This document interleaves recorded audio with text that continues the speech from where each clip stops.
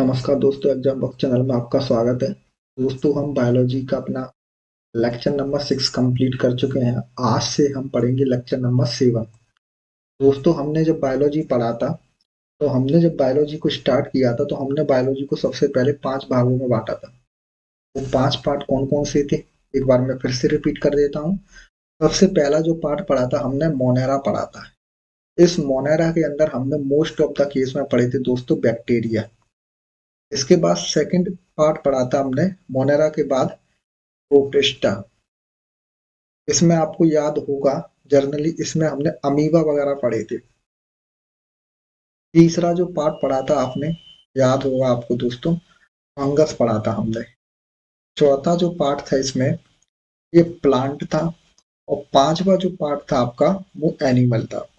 अभी जो हम पढ़ने वाले दोस्तों, हम ये फोर्थ पॉइंट को पढ़ने वाले प्लांट। इस प्लांट के अंदर जब हमने देखा था प्लांट किंगडम, तो हमने प्लांट किंगडम को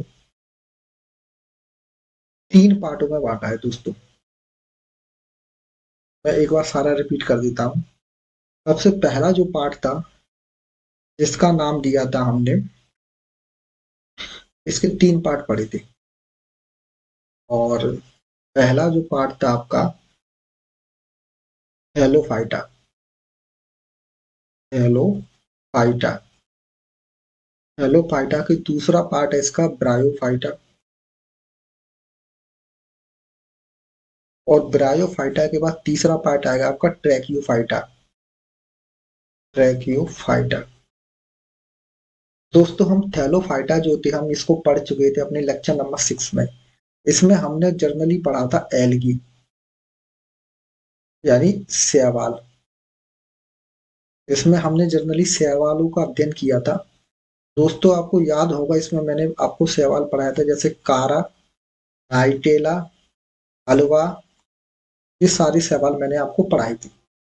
आज हम जो अपन चैप्टर पढ़ेंगे वो प्लांट किंगडम में, प्लांट किंगडम का सेकंड जो पार्ट है जिसका नाम है ब्रायोफाइटा। तो आज हम स्टार्ट करते हैं अपना ब्रायोफाइटा दोस्तों। इससे पहले मैं दोस्तों आपसे एक रिक्वेस्ट करना चाहेंगे कि आप इस चैनल को, जो हमारा चैनल है एग्जाम बॉक्स, इस चैनल को लाइक करें और सब्सक्राइब करें। और दोस्तों इसमें कुछ कमेंट भी करें। अगर आपको लगता है कि कुछ सुधार की जरूरत है चैनल पे, या किसी वीडियो को पहले लाना चाहिए, या जो आपको लगता है कि इसमें ये सुधार होना चाहिए, आप उसको भी इस कमेंट में मुझे पिन करें। आप कमेंट में कमेंट करें, जो भी आपको प्रॉब्लम लगती है वो मुझे बताएं और मैं उस प्रॉब्लम का सॉल्यूशन कुछ ना कुछ लेके आऊंगा आपके लिए। दोस्तों, मैं बार बार आपसे एक ही बात बोल रहा हूँ कि आप एनटीपीसी और ग्रुप डी, इन दोनों के लिए साइंस और आरपीएफ कांस्टेबल, आप बायोलॉजी से बिल्कुल निश्चित हो जाएं कि आपकी बायोलॉजी से बाहर नहीं जाएगी। बस इतना जितना मैं कराऊं उतना कंप्लीट कर दो दोस्तों। इसके बाद कुछ भी पढ़ने की जरूरत नहीं है। और हम लास्ट में आके अभी कुछ समय बाद हम एमसीक्यू और लगा लेंगे मिलके, जिससे कि एकदम कंफर्म हो जाए कि जो हम पढ़ रहे हैं वो एग्जाम में एक्चुअली में काम आएगी भी कि नहीं आएगी। तो हम अपना चैप्टर चालू करते हैं दोस्तों, ब्रायोफाइटा। अब एक बार मैं इसकी थोड़ा सा साफ कर लें दोस्तों। तो हम प्रारंभ करते हैं ब्रायोफाइटा अपना।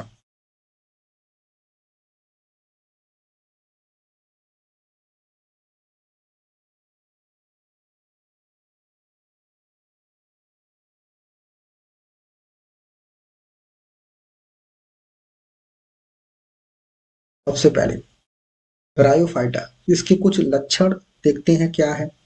सबसे पहले इनमें संवहन ऊतक नहीं होता। देखो दोस्तों, ये जो 2 ग्रुप थे ना, जब आपने पढ़ा था प्लांट ग्रुप, और प्लांट ग्रुप में मैंने आपको बताया था सबसे पहला था थैलोफाइटा। थैलोफाइटा दूसरा है ब्रायोफाइटा और तीसरा है ट्रैकियोफाइटा। तो थैलोफाइटा जो उसके बारे में बताया था मैंने, इसमें जनरली आपको बताया था आपकी एलगी आती है, यानी शैवाल इसमें आते हैं जनरली, और कुछ बैक्टीरिया भी आते हैं। शैवालों का मैंने आपको बताया था कि थैलोफाइटा का जो शरीर होता है बिल्कुल थैले की तरह होता है, थैलस की तरह। तो ये जमीन पर जैसे आपने काई देखी होगी, ये है आपके थैलोफाइटा, मतलब बहुत बहुत बहुत छोटे से पेड़ पौधे। जैसे आपने फंगस देखा होगा कभी कभी, ब्रेड पे ग्रीन ग्रीन कलर की लग जाती है, वो भी थैलोफाइटा के अंदर ही आती है। तो थैलोफाइटा ऐसे पेड़ पौधे होते हैं जिनका अंदर आपको कोई भी संवहन ऊतक नहीं मिलेगा। मैंने पहले भी बताया था ये, जैसे ये जड़ें होती हैं तो जड़ों से कोई भी मिनरल्स वगैरह पेड़ के ऊपर तने में पहुंचाया जाता है, पत्तियों के यहाँ। तो ये संवहन ऊतक के माध्यम से पहुंचता है। ऐसे जैसे आपके घर में पाइपलाइन से टंकी में पानी चढ़ता है, ठीक वैसे ही। तो ये संवहन ऊतक इनमें नहीं मिलेंगे थैलोफाइटा में, क्योंकि ये बहुत छोटे होते हैं जमीन में। ऐसे ही आपकी ब्रायोफाइटा है। तो ब्रायोफाइटा थोड़े से इनसे बड़े हैं, जैसे आप घास देखते होंगे तो आपको उसमें कोई तना वना नहीं मिलेगा। छोटी छोटी छोटी छोटी दूब देखते होंगे, ये सारे के सारे ये जो है ना, ये ब्रायोफाइटा है। तो ब्रायोफाइटा में क्या नहीं मिलेगा आपको, संवहन ऊतक नहीं मिलेंगे, क्योंकि इनमें वो सिस्टम ही नहीं है कि ऊपर पानी पहुंचाना है। तो आपको जाइलम फिलोएम जैसी कोई भी आकृति इसमें नहीं मिलेगी। ये है एम्फीबियन। ये टॉप मोस्ट इम्पोर्टेंट क्वेश्चन है, आप इसको बिल्कुल याद रखें। ये मतलब ये समझ लो कि 99% क्वेश्चन ब्रोफाइटा में से यहीं से बनता है, इसी पॉइंट से। एम्फीबियन यानी ये एम्फीबियन का मतलब होता है जो जल में भी रह सकता है और ये जमीन पर भी रह सकता है। तो ब्रायोफाइटा आपको जल के अंदर भी मिलेंगे, यानी ऐसे पेड़ होंगे जो पानी के अंदर भी सरवाइव करते हैं। और दूसरा, ऐसे पेड़ भी मिलेंगे ब्रायोफाइटा के अंदर जो जमीन पर भी रहते हैं। आपने देखा होगा पानी के यहाँ किनारे पे आपको घास मिलेगी, और जमीन पे भी घास मिल जाती है जहाँ पर नमी रहती है।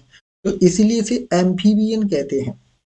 एम्फीबियन मतलब जो दोनों जगह निवास कर सकता हो, पानी के अंदर भी और पानी के बाहर भी। तो यहाँ से बहुत क्वेश्चन बनते हैं, तो आप इस क्वेश्चन को दोस्तों याद रखना।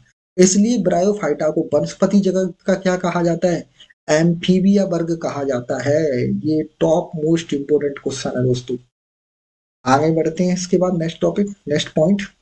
यह प्रथम भूमि पादप कहते हैं इसे। यानी अभी तक जो थे ना आपके थैलोफाइटा, वो जर्नली आपको मैंने बताया था कि ये जो थैलोफाइटा होता है ये जनरली पानी पे मिलते हैं, या फिर जहां पर नमी होती है, नमी वाले स्थानों पर आपको मिलेगी एल्गी।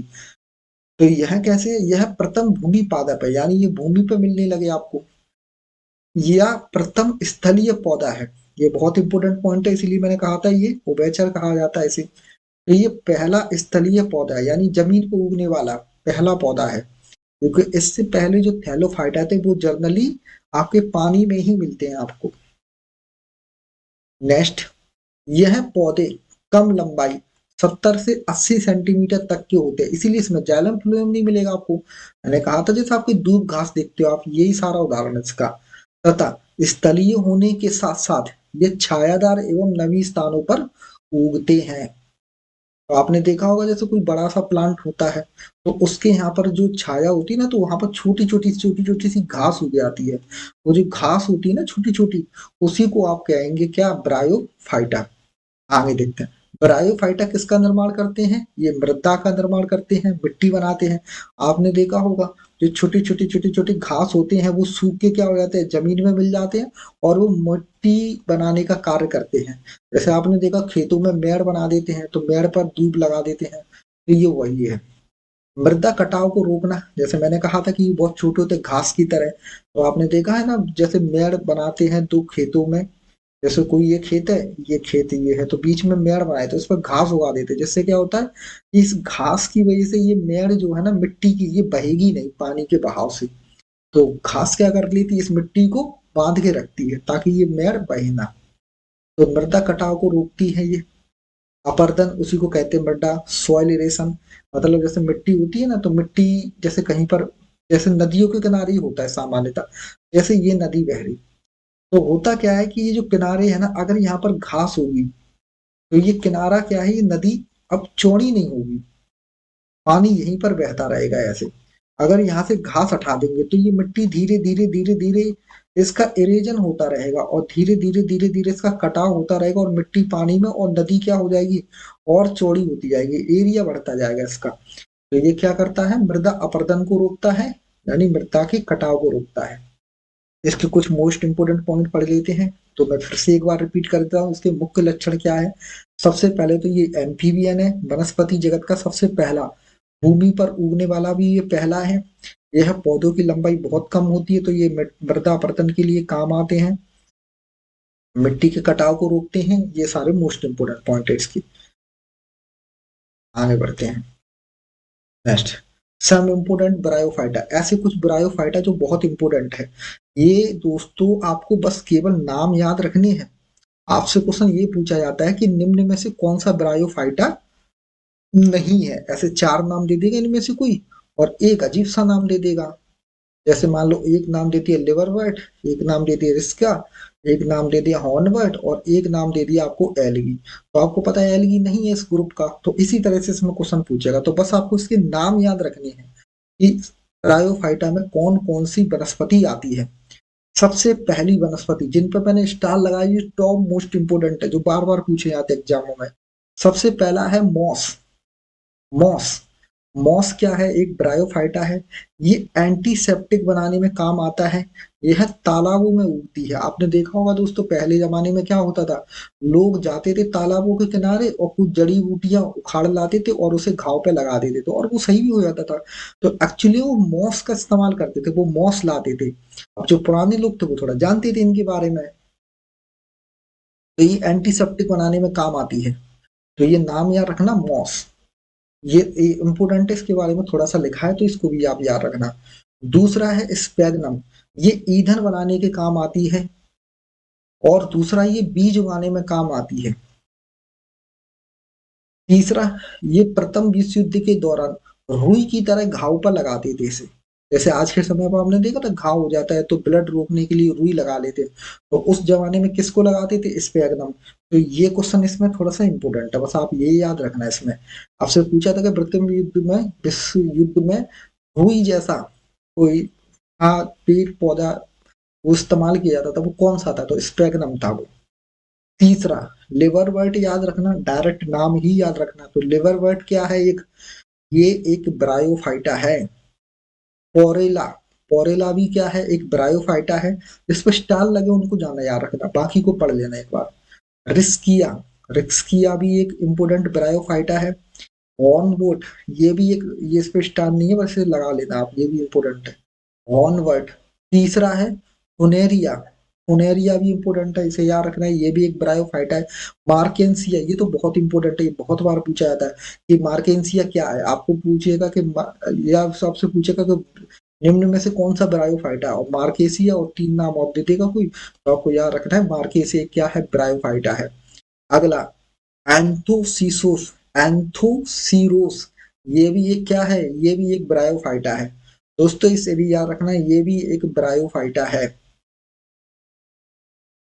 आगे बढ़ते हैं। सम इम्पोर्टेंट फैक्ट्स, कुछ मोस्ट इम्पोर्टेंट फैक्ट याद रखो आप। ठीक है, कौन सा है? सबसे छोटा ब्रायोफाइटा पूछा जाता है जो जोपिसिस। सबसे बड़ा ब्रायोफाइटा पूछा जाता है डाउसोनिया, इसे याद रखना। सबसे बड़ा ब्रायोफाइटा कौन सा है? डाउसोनिया। अब आती है रिजॉइड्स। इस पे भी बहुत इंपॉर्टेंट है, इस पे भी क्वेश्चन आता है। तो रिजॉइड्स क्या होते हैं? देखो, जैसे आपने कोई पेड़ देखा होगा, तो बड़े पेड़ देखे होंगे, जैसे मान लो जैसे बरगद का पेड़ है, तो इसमें मोटी मोटी जड़ें मिलेंगी आपको, बहुत मजबूत जड़ें होती हैं।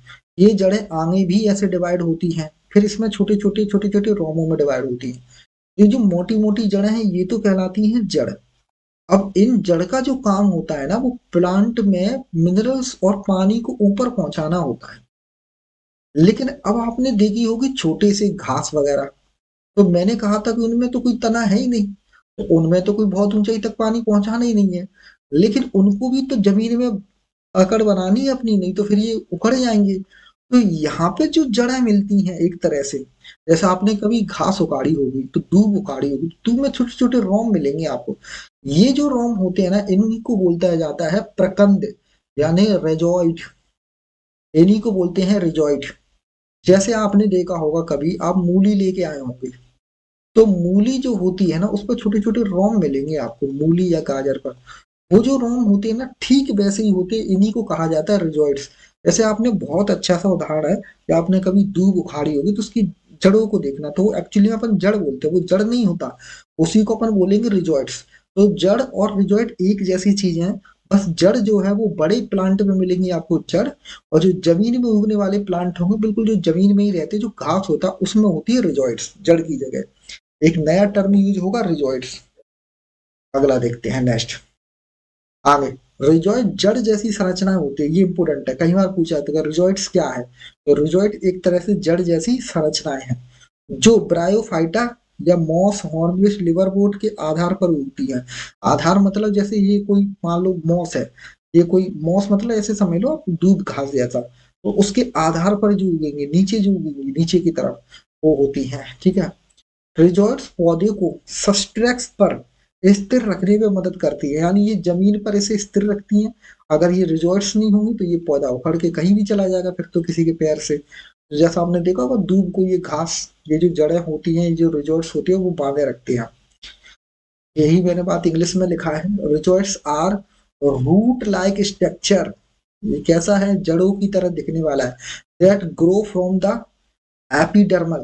ये भी क्वेश्चन इंपोर्टेंट है, ये भी पूछा जाता है कि रिजॉइट्स कहाँ उगती हैं। तो ये एपिडर्मल पार्ट में उगती है ब्रायोफाइटा के। एपिडर्मल मतलब होता है, देखो जैसे मनुष्य है तो इसकी लेयर, जैसे अब अपनी लेयर देखेंगे, अपनी जो त्वचा है ना उसमें 3 पार्ट होती है, 3 लेयर मिलेंगी। एपिडर्मिस, जैसे आप देखोगे एक तो होता है बाह्य परत, एक होता है मध्य परत और एक होता है अंतः परत। तो जो बाह्य परत होती है, जैसे आप देखोगे ना 3 लेयर है आपके पास, 3 स्किन है आपके पास, 3 स्किन लेयर है, तो उसमें से जो सबसे लास्ट वाली होती है उसे बोलते हैं एपिडर्मिस। तो इसीलिए बोला जाता है एपी का मतलब, ये शब्द भी समझ लो आप, एपी का मतलब याद रखना हमेशा साइंस में होता है आउटर। आउटर मतलब बाहरी। तो आउटर लेयर से उगती हैं ये कहाँ से निकलेंगी, आउटर लेयर से। यानी जो आपकी जो जड़ होगी ना, एक तरह से जड़ ना होते हुए, मैं आपको बार बार कह रहा हूँ ये रिजॉइट्स, तो ये जो सेल का जो बाहरी दीवार होती है उस पर ये उगती है। Epidermis cell of the bryophyta, such as the Mosses liverwort, they are the similar root share vascular plant. मैंने बताया था ये आपको ये छोटे छोटे जो पौधे होते हैं जैसे आपके घास वगैरह, तो उसमें आपको ये मिलेंगे, वो बिल्कुल जड़ की तरह ही होती हैं। बस जड़ नहीं है, जड़ की तरह है कुछ कुछ। आगे देखते हैं, जड़ों तथा रेजोइड्स में अंतर देखते हैं, क्या अंतर है। जो आपने ऊपर सीखा है वो नीचे है। जैसे देखो, ये आपको मैंने एक छोटा सा प्लांट लिया है, छोटा सा पौधा लिया, और इस पौधे में देखो ये जो छोटी छोटी रोम दिख रहे हैं, इन्हीं रोम को कहा जाता है रजोइड्स। तो जड़ तथा रजोइड्स में अंतर, जड़ें संवहनी पौधों में मौजूद होती है। संवहनी मतलब बड़े बड़े लंबे पेड़ पौधे जिसमें जाइलम और फ्लोएम मिलेगा आपको, जिसमें जाइलम और फ्लोएम जैसी संरचनाएं मिलेगी। यानी बड़े प्लांट जो होंगे उनमें मिलेंगे आपको क्या, जड़, ठीक है। जिनकी कोशिकाओं में लिग्निन से बनी कठोर कोशिकाएं होती है। ये अपन आगे सीखेंगे लिग्निन क्या है। लिग्निन एक पदार्थ है जो आपको मैं समझाऊंगा आगे। जड़ें विशेष रूप से ऊतक का एक रूप है और कुछ नहीं है, ये भी एक टिश्यूज है। रेजोइड्स जड़ जैसे होते हैं जिससे वे पौधे को सतह पर टिकाए रखते हैं। जड़ों की तरह पानी सूखने में मदद करते हैं ये भी। जैसे आपकी दूब है तो दूब में भी ऊपर जहाँ पानी पहुंचना जहाँ पत्तियों में, तो ये भी वैसे ही पानी वानी सोखने का, मिनरल्स वगैरह सोखने का काम करेंगे। मैंने कहा था काम एक जैसे हैं जड़ों की तरह ही, बस केवल और केवल जड़ें बड़े प्लांट में मिलती हैं और जो छोटी घास वगैरह उसमें जो मिल रही है वो रिजोर्ट्स होती हैं। लेकिन वे कोशिकाएं संरचना में संवहनी नहीं होती। यानी संवहनी का मतलब ये सब ये इस तरह से, मतलब पानी वानी पहुंचा नहीं ऊपर तक, जाइलम फ्लोएम जैसी संरचना कुछ नहीं मिलती इनमें। रेजोइड्स के बारे में एक और है, रेजोइड्स सरल बाल जैसी संरचनाएं होती हैं, उबार होते हैं। उबार का मतलब जैसे ये है तो बाहर की तरफ ऐसे ऐसे रोम रोम रोम रोम तरह के मिलेंगे। जो ब्रायोफाइटा की एपिडर्मल, एपिडर्मल मतलब बाहर वाली आउटर लेयर, कोशिकाओं से निकलते हैं। ओके दोस्तों, तो यहाँ पर होता है हमारा ब्रायोफाइटा कंप्लीट। मैं एक बार और बता देता हूँ कौन कौन से पॉइंट्स है जो आपको याद रखने हैं दोस्तों। सबसे पहला तो आपको ये याद रखना है दोस्तों कि ये एम्फीबियन वर्ग में आता है, ठीक है। ब्रायोफाइटा क्या है, ये एम्फीबियन है और भूमि पर उगने वाले पहले प्लांट है ये। इसके अलावा इसमें से क्वेश्चन जो बनता है, आपसे जो क्वेश्चन बनेगा इनसे बनेगा, यहाँ से भी क्वेश्चन बनने के चांस होते हैं। क्या चांस है, आपसे ये पूछेगा कि निम्न में से कौन सा ब्रायोफाइटा है या निम्न में से कौन सा ब्रायोफाइटा नहीं है। तो ये नाम याद रखना बस, कौन कौन से ब्रायोफाइटा, जैसे मॉस है, स्पैगनम है, लिवरवर्ट है, पोरेला है, रिस्किया है, हॉर्नवर्ट है, फ्लुरेलिया है, मार्केंसिया है, एंथोसिरोसिस है। ये नाम याद रखने हैं बस। इसके बाद आगे बढ़ते हैं, और क्या इसमें इंपॉर्टेंट है, ये नहीं पूछे जाते, आप बस एक बार गो थ्रू हो जाना। हाँ, रिजॉइड बहुत इंपॉर्टेंट है, ये पूछा जाता है रिजॉइड क्या है, तो आप याद रखना जड़ जैसी संरचना है। दूसरा इसमें रिजॉइड में पूछा जाता है कि कहाँ से निकलती है, तो ये आउटर लेयर से निकलती है, आउटर मतलब एपिडर्मिस से निकलती है। ये इसमें से कुछ क्वेश्चन बनते हैं, और बाकी बस इतना ही है, काफी है दोस्तों। और ये उभार जैसी संरचनाएं होती हैं, एपिडर्मल वही आउटर लेयर। देखो डर्मल का मतलब डर्मा यानी स्किन, तो बाहर की जो स्किन से निकलेगा ना उसे, एपी का मतलब बाहर वाला और डर्मा का मतलब स्किन, तो बाहरी स्किन से ये निकलते हैं रोम रोम जैसे। आज के लिए दोस्तों इतना काफी है, हम ब्रायोफाइटा कंप्लीट कर चुके हैं। अगले सेशन में, अगले लेक्चर में हम पढ़ेंगे तो हमने बायोलॉजी को 3 पार्टों में पढ़ा था, मैंने बताया था प्लांट किंगडम को। तो प्लांट किंगडम के हम थैलोफाइटा पढ़े, ब्रायोफाइटा कंप्लीट किए, और तीसरा हम जो पढ़ेंगे वो थैलोफाइटा है। तो हम अपना लेक्चर नंबर अगला जो पढ़ेंगे, लेक्चर नंबर 8, उसमें हम क्या पढ़ने वाले हैं दोस्तों, उसमें पढ़ने वाले अपन थैलोफाइटा कंप्लीट करेंगे। तो आज के लिए इतना काफी है दोस्तों।